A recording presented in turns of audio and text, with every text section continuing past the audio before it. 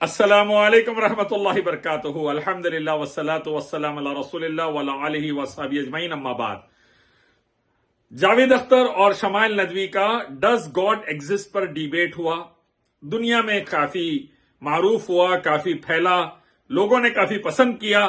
میں دعا دیتا ہوں کہ اللہ تعالیٰ جو خیر شمائل ندوی نے وہاں پر بیان کیا اس کو قبول فرمائے، اگر کچھ غلطی ہو گئی ان سے منہج کی تو اللہ اس کو معاف فرمائے۔ میں یہ کہنے کے لیے حاضر ہوا ہوں کہ ایک عالم دین ندوۃ العلماء سے دیوبندی یا ندوی یا حنفی عالم دین کھڑے ہو کر ڈیبیٹ کرے، اور جاوید اختر ہکا بھکا رہ گیا ایتھسٹ دہریہ۔ اس سے پہلے میں نے جاوید اختر نصیر الدین شاہ دونوں کو جواب دیا تھا انہی کے اسی پوائنٹس پر، اور الحمدللہ کافی وائرل بھی ہوا تھا۔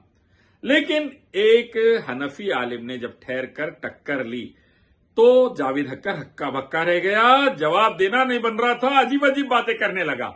اندازہ لگائیے، اگر قرآن و سنت والے، قرآن و حدیث والے، اہل حدیث، سلفی، اہل السنہ کے عالم دین کھڑے ہو جاتے الحمدللہ، کیا حشر ہو جاتا۔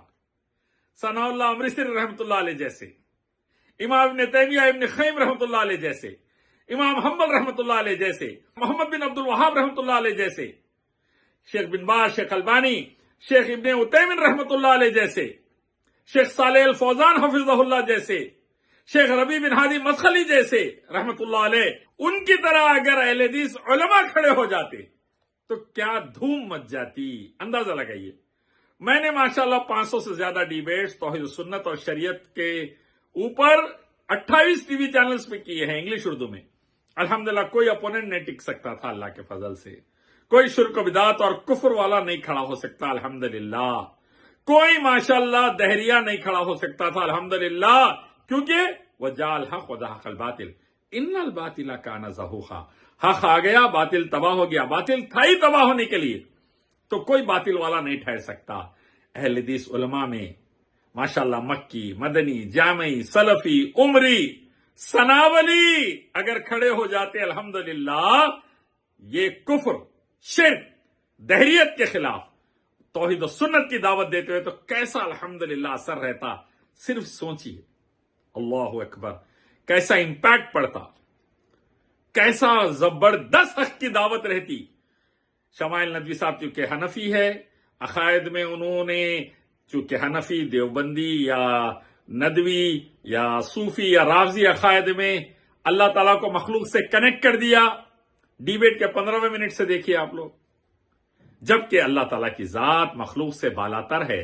سبحان اللہ عما یشرکون، اللہ عرش استویٰ، لیس کمثلہ شیء۔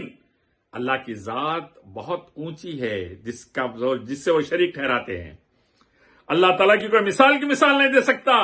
اللہ عرش پر استوا ہے، کیسے ہے اللہ ہی جانتے ہیں، اپنی شان کے مطابق۔ یہ والی کیفیت بیان کرتے ہوئے اہل حدیث علماء اگر یہ ڈیبیٹ کا حصہ ہوتے، مجھے یقین ہے جاوید اختر کے عقیدے کے ٹکڑے ٹکڑے ہو جاتے، دھجیاں اڑ جاتی۔ لیکن افسوس، کہیں پر ہمارے پاس ہم آپس میں ہی بہت زیادہ دستے گرباں تو نہیں ہیں، ایک دوسرے کو گرانے میں، ہلانے میں، دبانے میں، ایک دوسرے کے خلاف فائرنگ کرنے میں مصروف تو نہیں ہے۔ اب دیکھیے، دائیوں کو تو چھوڑ دیجئے، brother, sisters, doctors, engineers, uncles, aunties, advocate, انہوں تو گنتی میں نہیں ہے بولتے، تو علماء کہاں ہیں؟ علماء کیوں نہیں کھڑے ہیں؟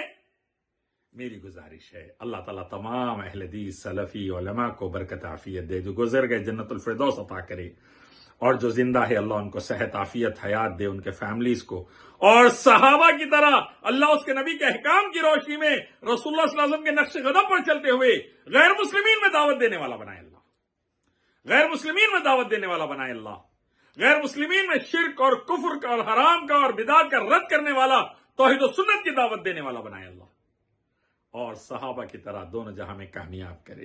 میں Ilyas Sharafuddin, slave of Allah Indian army Naik کا بیٹا، گزارش کر رہا ہوں، دعوتی میدان میں ٹی وی وغیرہ پر آئیے، اہل حدیث علماء، سلفی علماء اور توحید و سنت کی دعوت دے کر کامیاب ہو جائے۔